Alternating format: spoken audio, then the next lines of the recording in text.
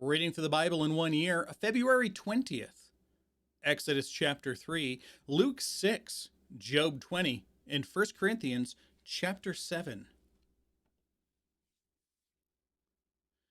Meanwhile, Moses was shepherding the flock of his father-in-law, Jethro, the priest of Midian. He led the flock to the far side of the wilderness and came to Horeb, the mountain of God. It wasn't called that at the time. Then the angel of the Lord appeared to him in a flame of fire within a bush. And as Moses looked, he saw that the bush was on fire, but it was not consumed. So, Moses thought, I must go over and look at this remarkable sight. Why isn't the bush burning up? When the Lord saw that he had gone over to look, God called out to him from the bush, Moses, Moses. Here I am, he answered. Do not come closer, he said. Remove the sandals from your feet, for the place you are standing is holy ground. Then he continued, I am the God of your father, the God of Abraham, the God of Isaac, and the God of Jacob. Moses hid his face because he was afraid to look at God. Then the Lord said, that's capital L-O-R-D. You can also translate as Yahweh. Then Yahweh said, I have observed the misery of my people in Egypt, and I have heard them crying out because of their oppressors. I know about their sufferings. And I have come to rescue them from the power of the Egyptians and to bring them from that land to a good and spacious land, a land flowing with milk and honey, the territory of the Canaanites, the Hethites, the Amorites, the Perizzites, the Hivites, and the Jebusites, all of the ites. So because the Israelites' cry for help has come to me, and I also have seen the way the Egyptians are oppressing them, therefore go. I am sending you to Pharaoh, that you may lead my people, the Israelites, out of Egypt. But Moses asked God, who am I, that I should go to Pharaoh, and that I should bring the Israelites out of Egypt? He answered, I will certainly be with you. And this will be the sign to you that I am the one who sent you. When you bring this people out of Egypt, you will all worship God at this mountain. Then Moses asked God, if I go to the Israelites and say to them, the God of your ancestors has sent me to you. Just lost my spot. There we go. There we go. And they ask me, what is his name? What should I tell them? And God replied to Moses, I am who I am. This is what you are to say to the Israelites. I am has sent me to you. God also said to Moses, say this to the Israelites, the Lord, again capital L-O-R-D, Yahweh,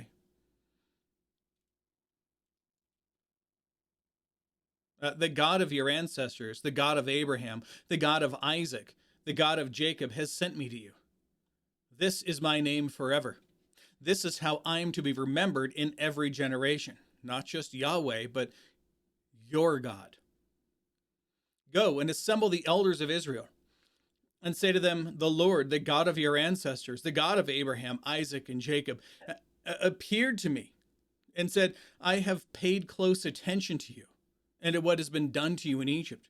And I have promised you that I will bring you out of the misery, or up from the misery of Egypt, to the land of the Canaanites, the Hethites, the Amorites, the Perizzites, the Hivites, and the Jebusites, a land flowing with milk and honey. They will listen to what you say. Then you, along with the elders of Israel, must go to the king of Egypt and say to him, the Lord, the God of the Hebrews, has met with us. Now, please let us go on a 3-day trip, a 3-day journey into the wilderness so that we may sacrifice to the Lord our God. However, I know that the king of Egypt will not allow you to go, even under force from a strong hand. But when I stretch out my hand and strike Egypt with all of my miracles that I will perform in it, after that, he will let you go. And after I give these people such favor with the Egyptians that when you go, you will not go empty-handed. Each woman will ask her neighbor and any woman staying in her house for silver and gold jewelry and clothing, and you will put them on your sons and daughters, and so you will plunder the Egyptians. Pulling up the rest of the notes here for you. All right, there we go. Let's go on to Luke chapter 6.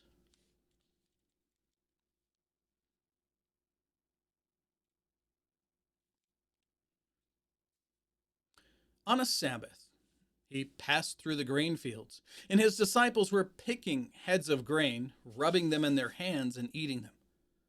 But some of the Pharisees saw this and said, "Why are you doing what is not lawful to do on the Sabbath?" They said, "Well, this is clearly work." And Jesus answered them, "Haven't you read what David and those who were with him did when he was hungry? How he entered the house of God and took and ate the bread of the presence, which is not lawful for any but the priests to eat. He even gave some to those who were with him." Now, some of those people weren't even Jews. Then he told them, "The Son of Man is Lord of the Sabbath." On another Sabbath, he entered the synagogue and was teaching. And a man was there whose right hand was withered, it was shriveled. And the scribes and Pharisees were watching him closely to see if he would heal on the Sabbath, so that they could find a charge against him. But he knew their thoughts and told the man with the shriveled hand, "Get up and stand here." So he got up and stood there. Then Jesus said to them, "I ask you, is it lawful to do good on the Sabbath or to do evil?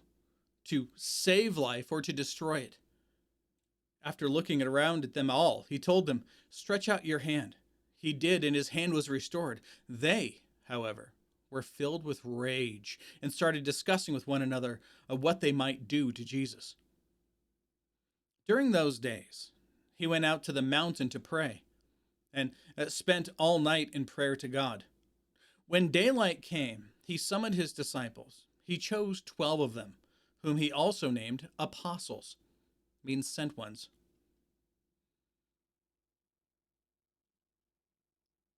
Simon, whom he also named Peter, and Andrew his brother, James and John, Philip and Bartholomew, Matthew and Thomas, James the son of Alphaeus, Simon called the Zealot, Judas the son of James, and Judas Iscariot, who became a traitor. After coming down with them, he stood on a level place with a large crowd of his disciples and a great number of people from all Judea and Jerusalem and from the seacoast of Tyre and Sidon. They came to hear him and to be healed of their diseases, and those tormented by unclean spirits were made well. The whole crowd was trying to touch him because power was coming out of him and healing them all. Then, looking up at his disciples, he said, "Blessed are you who are poor, because the kingdom of God is yours. Blessed are you who are hungry now, because you will be filled. Blessed are you who weep now, because you will laugh.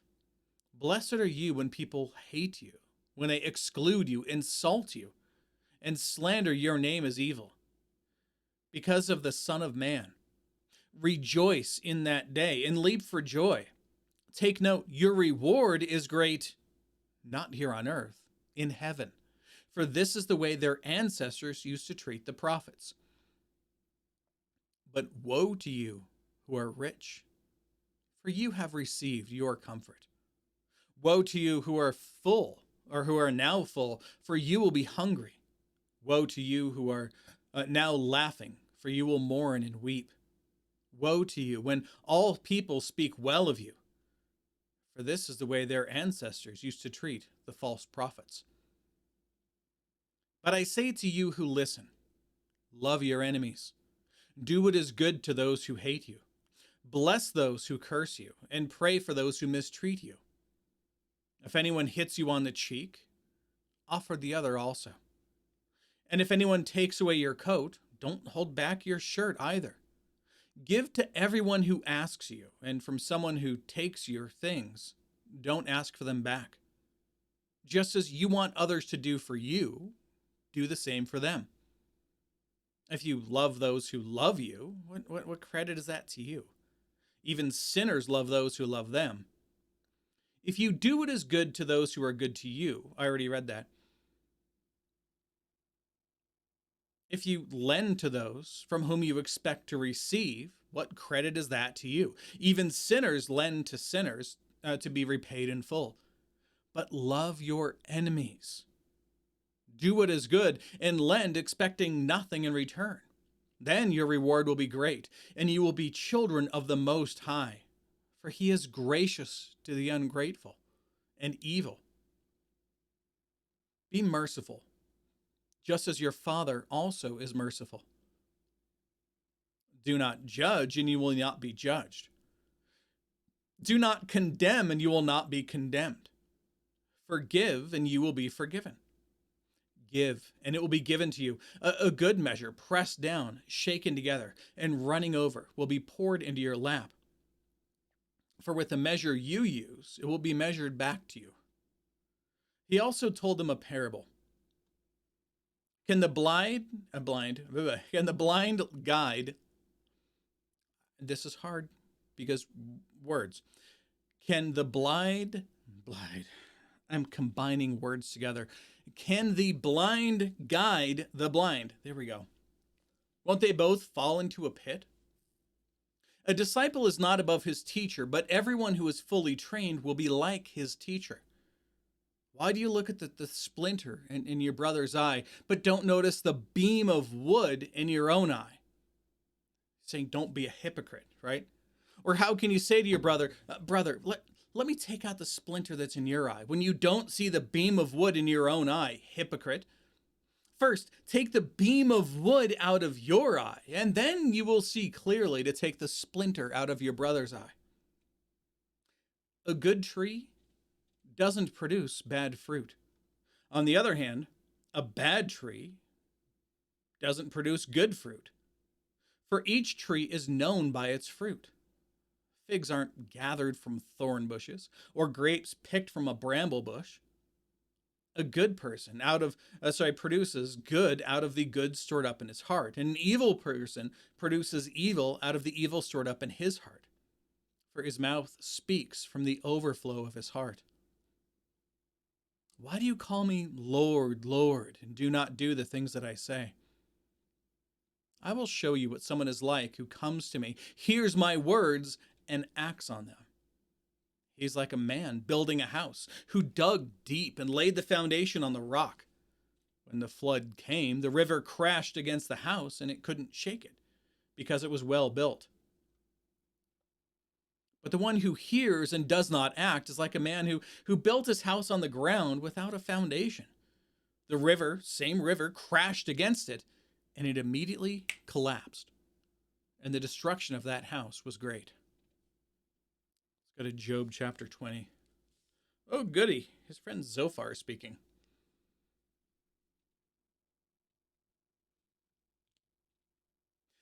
Then Zophar, the Naamathite, replied, This is why my unsettling thoughts compel me to answer, because I am upset.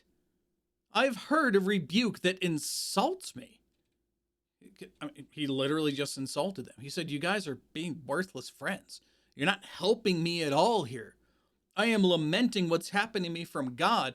I'm telling you that I haven't sinned against God, and all you're doing is blaming me for what happened. Trying to get me to admit to something that I have done. If I have done something wrong, I would tell you. But I don't think I've done anything wrong. My conscience is clear. That's what he's been saying chapter after chapter after chapter. He had been hearing his friends and kind of replying to them, but mostly talking to God. This last chapter, he almost entirely replied just to his, air quotes, friends.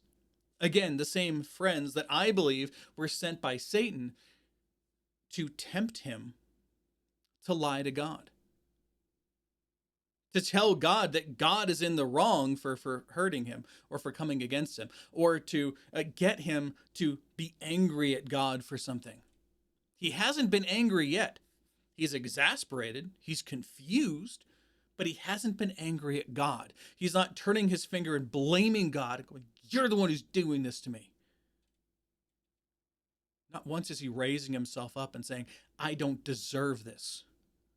And that is what Satan is trying to get his friends to entice him to do.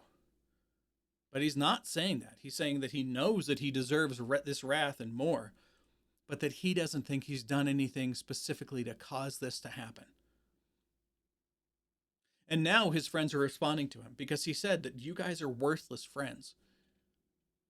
You're not helping me at all in this. My own family has abandoned me, and I think that's better than dealing with you. That's what he's basically said. So now his, air quotes, friend, Zophar the Naamathite, is replying and saying that, well, hold on. You've offended me. I've heard a rebuke that insults me, and my understanding makes me reply. Don't you know that ever since antiquity, from the time a human was placed on the earth, the joy of the wicked has been brief, and the happiness of the godless has lasted only a moment.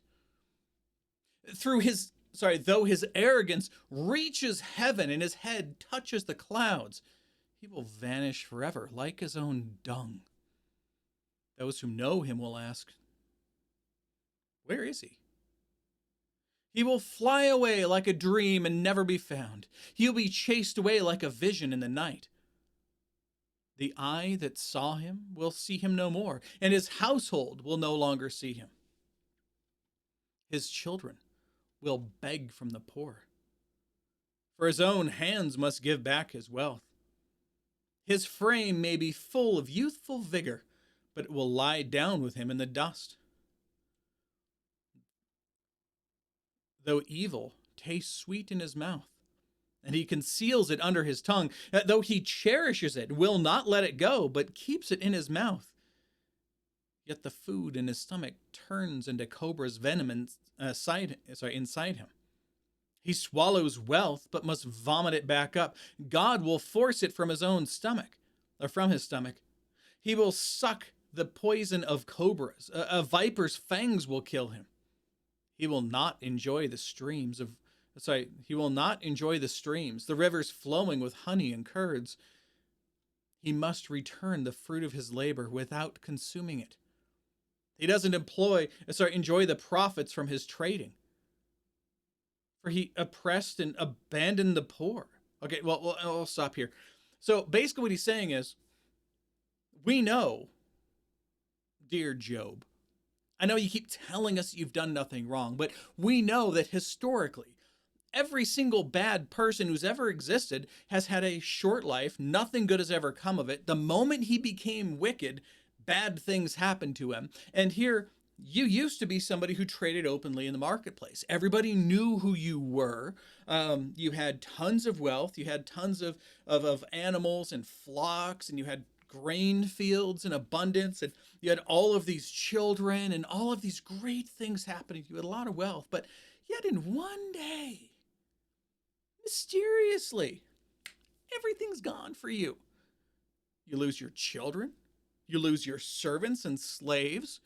You lose all of your fields.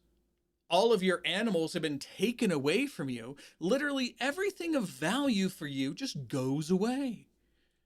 And you tell us, I get that. You tell us that you've done nothing wrong, or you don't think you've done anything wrong, but clearly we know historically that when bad things like this happen, it's only because people are bad. And yet these same things have happened.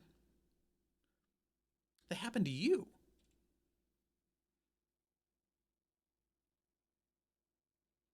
Okay.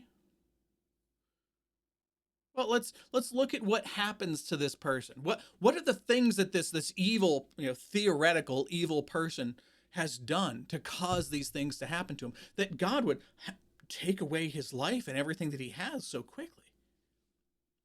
Verse 19, for he has oppressed and abandoned the poor. He seized a house that he did not build. Again, this is a theoretical pretend person. He's making up to say, well, all of these bad things were done by this pretend person who didn't exist, and bad things happened to him So bad things happen to you. Are you not worse than this person who I'm making up right now? Because his appetite is never satisfied. He does not let anything he desires escape. Nothing is left for him to consume. Therefore, his prosperity will not last.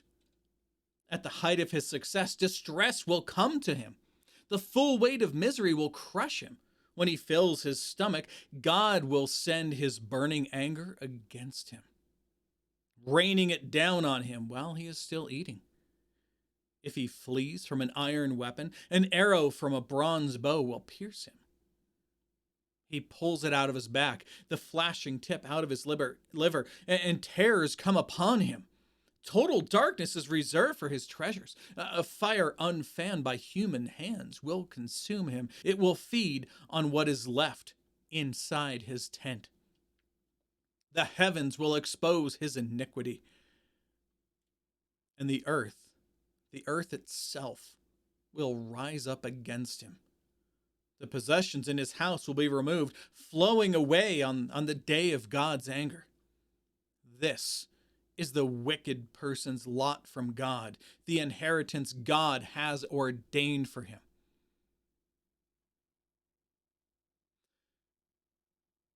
If this is something you believe, that bad things only happen to bad people and good things will happen to good people. So if you're a good person, then good things will happen to you. I forget which psalm it is. Is it 73? I'm not sure if it's 73 or 74. Where it's Asaph, and he's responding to the fact that his heart is broken because he's living his life serving God to the very best of his ability, but he sees the wicked who grow old and don't have anything bad happen to them. He sees wicked people who live their lives and they get fat and rich and happy. They have tons of children. They have everything that they could possibly want. This is like us today looking at people in Hollywood or New York City or other places like that who all openly hate God. They mock him with everything that they do. If you start talking to them about Jesus as the Christ, they will attack you immediately and go after you for daring to bring up such a thing. They live long lives. A lot of them will go to their grave in peace. They're going to be happy, surrounded by their loved ones. They're going to have everything that they've ever wanted. This is the exact opposite of what we see happening here. But again, a lot of people believe that this is the case. I have people that I've known personally who believe this, who believe that, well, bad things must have happened to people because they're bad people. Even the disciples.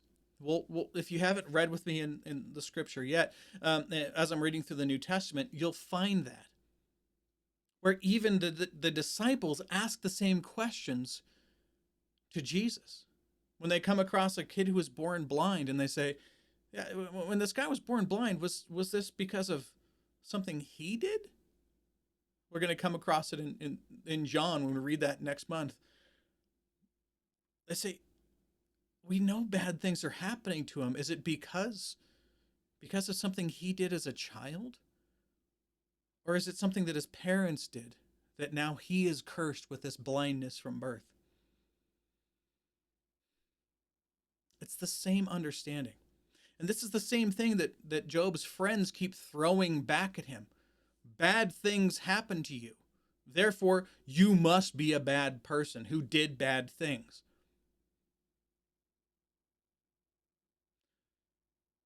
Imagine the same thing for your son or your daughter who tells you that they have cancer. They get into a car accident. They lose their job. Their wife or husband leaves them. And going up to them and telling them, well, we know God only does things like this to evil people. So what evil thing have you been doing? What are the evil things you're harboring in your heart to cause these things to take place? This is the exact same thing his friends are doing. Again, trying to get him to turn on God. This is exactly why I believe that Satan sent them. All right, let's go on to 1 Corinthians chapter 7. The marriage chapter. This is a fun one.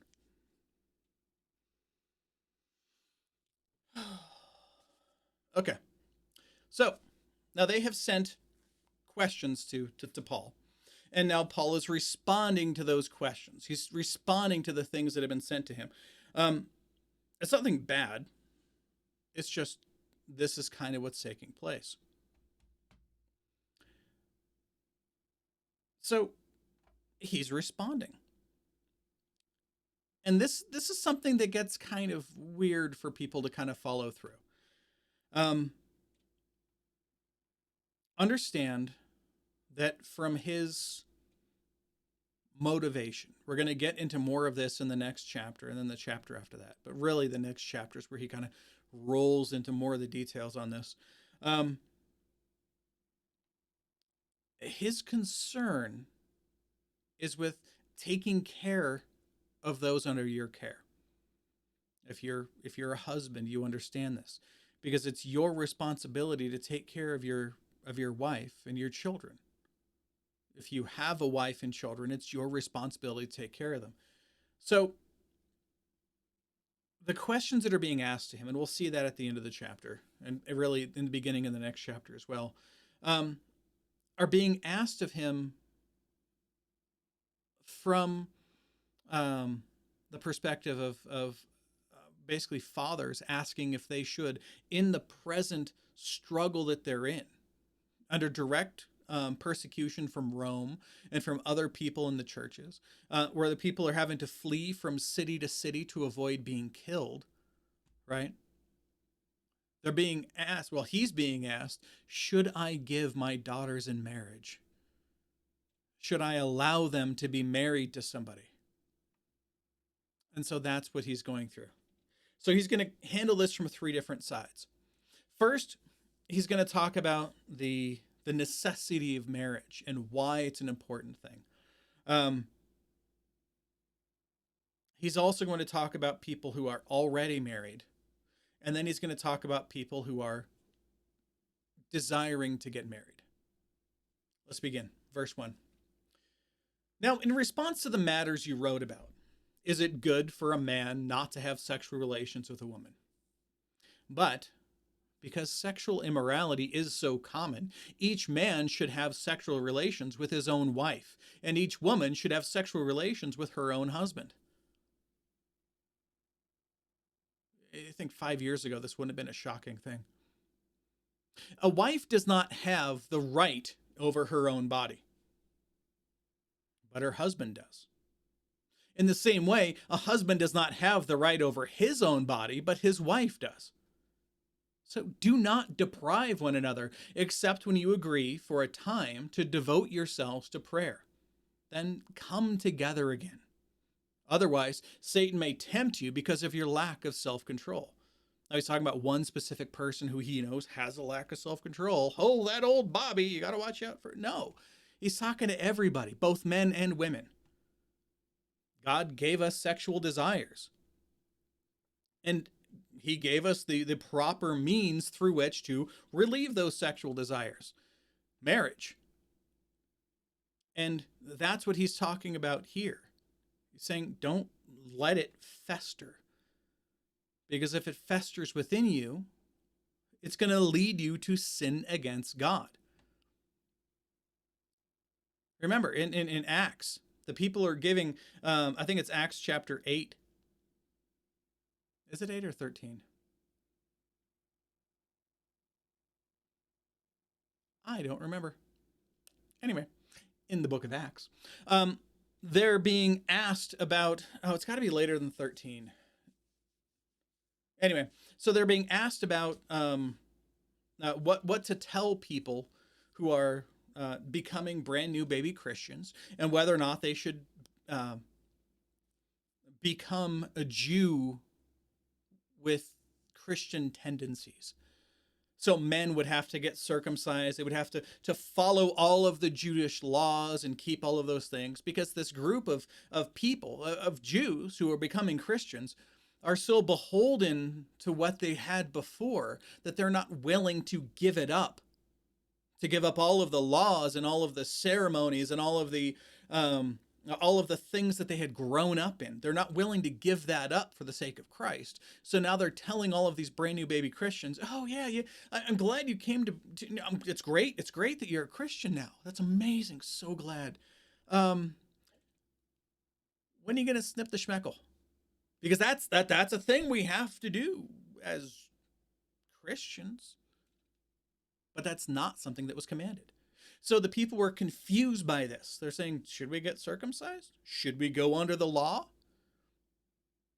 And again, the beginning of Romans explains that that's impossible, that the law of God can't save you. It doesn't add anything to you, it only condemns you.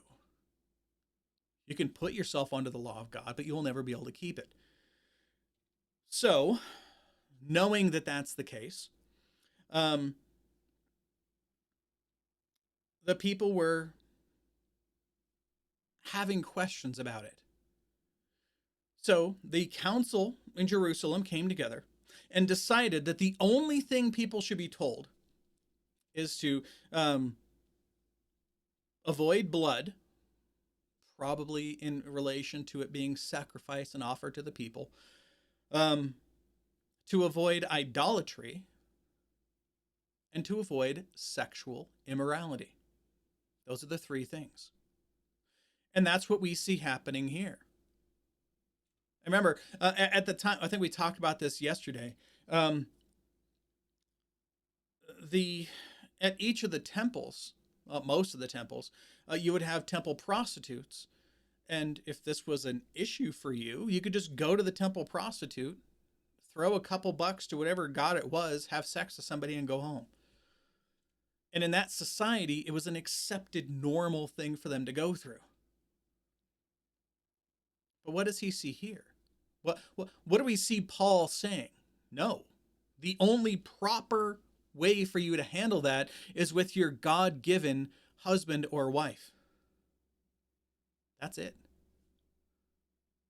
So even if you can't come together for sexual needs from place to place or time to time, let that happen only for a short period of time and then come back together again, because it is good and proper in a marriage. That's the point being made. So when he says, because of your lack of self-control, he's not talking about one specific person. He's talking about the lack of self-control for everybody. This is a known issue that's common to all men and women.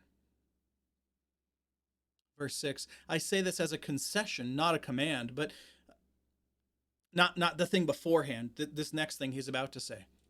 I wish that all people were as I am. He was single. But each has his own gift from God. One person has this gift and another that. I say to the, now this is now him turning to the people who are yet unmarried, to the unmarried and to the widows, it is good for them to remain as I am. But if they do not have self-control, then they should marry, since it is better to marry than to burn with passion, to burn with desire. Now to the married people, I give this command, not I, but the Lord. A wife is not to leave her husband, but if she does leave, she must remain unmarried or be reconciled to her husband. And a husband is not to divorce his wife.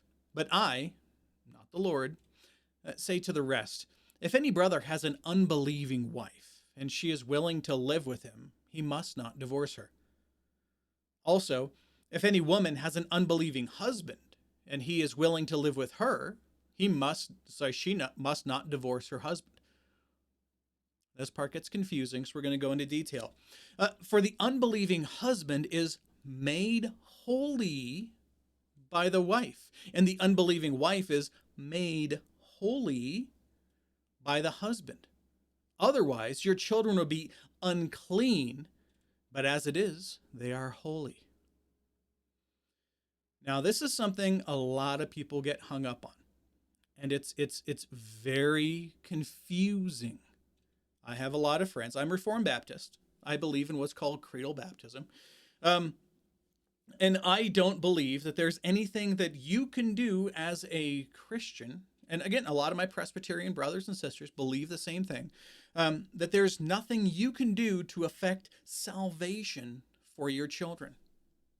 God knows if I could, I would have done whatever that is to my children so that God would have to save them, that I could force God's hand to save each one of them. I would do that in a minute. And if I could figure out how to do it to other people's kids, I would do it to them too, so that all of them would be saved.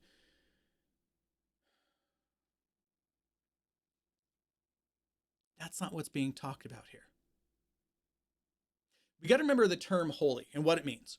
So holy means separate, or separate for function, or separate for purpose.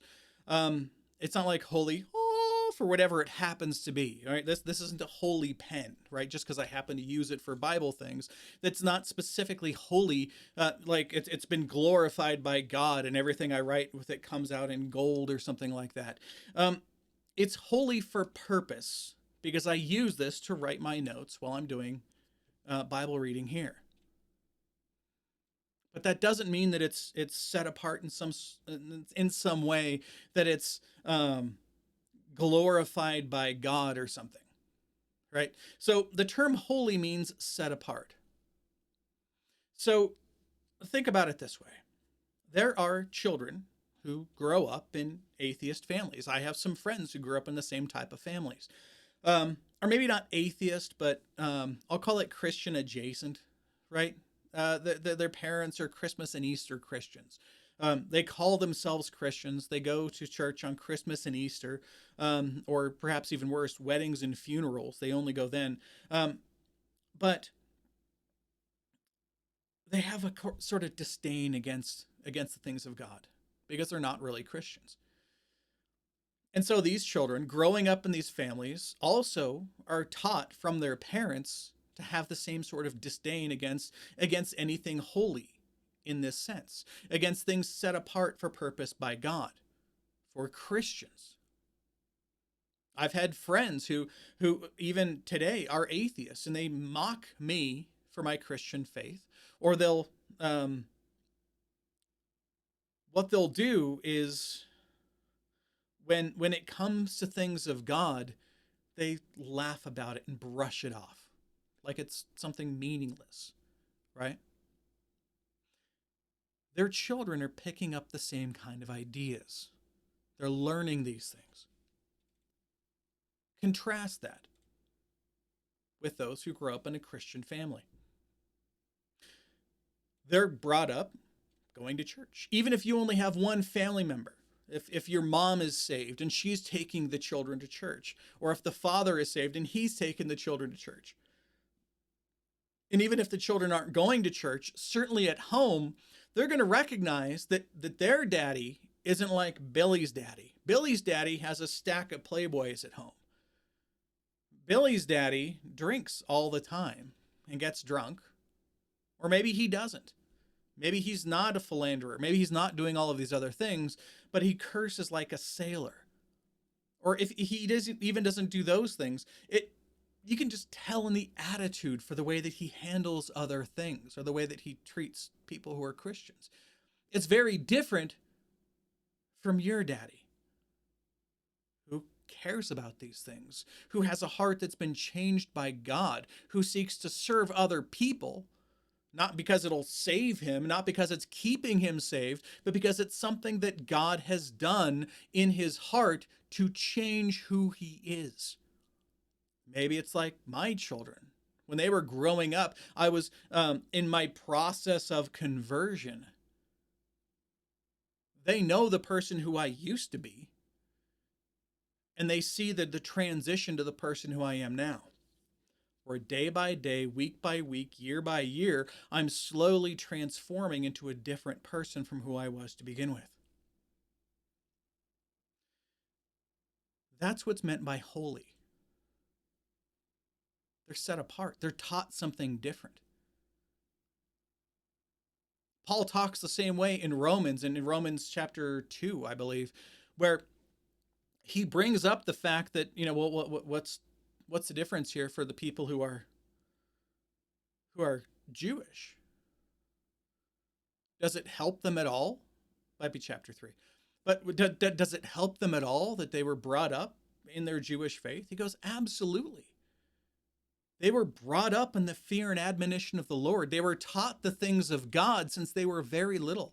They have a society built around the oracles of God that were handed down to Moses. They have all of these things taught to them. It makes them holy. Does it save them? No. That comes from a work of God. Their salvation is only through faith. And as Jesus says in John 14:6, no one comes to the Father except through me, through him, through Jesus Christ. So when we see this term where it says that they are holy, it doesn't mean that they are saved by God simply by being in this family. They're not saved by God simply because they were dunked as a child. I was baptized as a child, but it didn't save me. It didn't mark me for salvation by God. I knew a lot of people, a lot of kids my age who were baptized as children, grew up in Christian households, and yet still today serve themselves. They're as far from being a Christian today as they could ever be. Getting wet doesn't save you. Getting your children wet will not send a light down from heaven to beam on them so that God will show special favor to them and bring them into his family. That's all that it is. But it's a big deal. To grow up in a family where you're being taught about Christian things, where they're being clearly identified to you, where they're being clearly revealed to you about who God is and the truth of God, not only in Scripture, but in what he does in the lives of people. There is no one, and we'll get to this when we get to Hebrews, there is no one who can be within that community, who can see the things that God has done. This is Hebrews 6. There is no one who can see these things and yet walk away from it and say that God doesn't exist. If anything, Romans chapter 1, he's just lying to his own heart, but he knows it to be true. All right, let's go on. Verse 15, but if the unbeliever leaves, unbelieving wife, unbelieving husband, if they leave because they can't deal with you and your Jesus stuff all the time, let them leave. A brother or sister is not bound in such cases. God has called you to live in peace.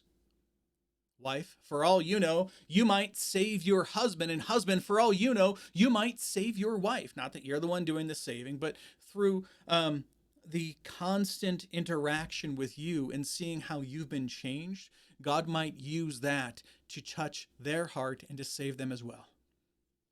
Verse 17. Let each one live in the situation the Lord assigned when God called him. This is what I command in all the churches. Was anyone already circumcised when he was called?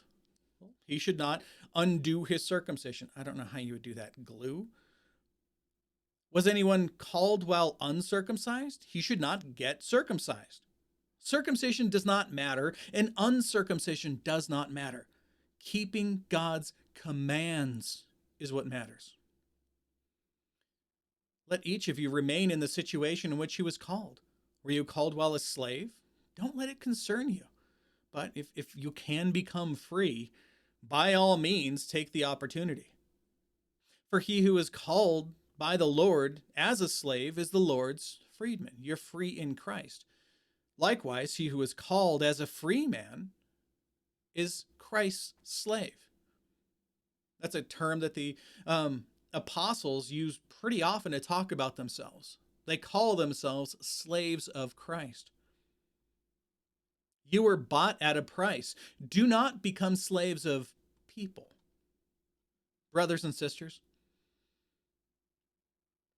Each person is to remain with God in the situation in which he was called. Now, again, he's talked about those who are already married. He's talked about those who are unmarried and who would seek to become married. He's talked about those who are widows. And he's also talked about people who are married to unbelievers. Now he's going to the question that really opened this whole situation. Now, about virgins. I have no command from the Lord, but I do give an opinion as one who, by the Lord's mercy, is faithful. Because of the present distress, I think that it is good for a man to remain as he is. Are you bound to a wife? Do not seek to be released. Are you released from a wife? Do not seek a wife. However, if you do get married, you have not sinned, and if a virgin marries, she hasn't sinned. But such people will have trouble in this life, and I'm trying to spare you. He's not lamenting marriage. He's not saying anything bad about marriage. He's just letting them know that if you are married, you're going to have struggles. And he's going to go into detail on this for us. This is what I mean. Brothers and sisters, the time is limited. So from now on, those who have wives should be as though they had none. This doesn't say you should drop your wife. Those who weep should be as though they did not weep. Those who rejoice as though they did not rejoice. And those who buy as though they didn't own anything. And those who use the world as though they did not make full use of it. For this world in its current form is passing away. I want you to be without concerns. The unmarried man is concerned about the things of the Lord, how he may please the Lord. If you're not married to somebody, well, you're not tied to them. You can go and do whatever it is God calls of you. If he wants you to go and live in Zimbabwe and in a mud hut, then cool. You can go and do that. You don't have to, figure out how to move your wife and your family there, maybe your children, finding a school there for them, getting all of that organized. You can just hop on a plane and go.